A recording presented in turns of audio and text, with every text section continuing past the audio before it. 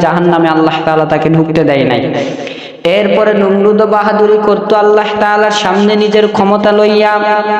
আল্লাহ রাব্বুল আলামিন ডাক দিয়ে বললেন, নমরুদ কত বড় তুমি ক্ষমতাবান হয়েছো গো বাবা, যতই তুমি ক্ষমতা দেখাও না কেন, যতই বাহাদুরি দেখাও না কেন, তোমাকে হত্যা করতে দুনিয়ার বুকে আমার ফেরেশতার প্রয়োজন হবে না, দুনিয়ার মানুষদের আমার প্রয়োজন হবে না, দুনিয়ার বুকে হাতি আমার প্রয়োজন হবে না, ঘোড়া প্রয়োজন হবে না, বাঘ ভাল্লুক কোনো কিছুই প্রয়োজন হবে না।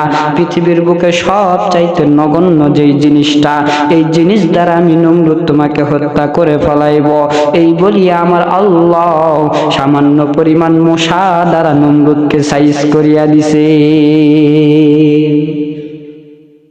এই জন্য বাহাদুরি কখনোই করা যাবে না। আপনি এখন ক্ষমতা পাইছেন, আপনি ক্ষমতা পায় মনে মনে চিন্তা করবেন যে আমি তো ক্ষমতা পেয়ে গিয়েছি, আমার উপর আর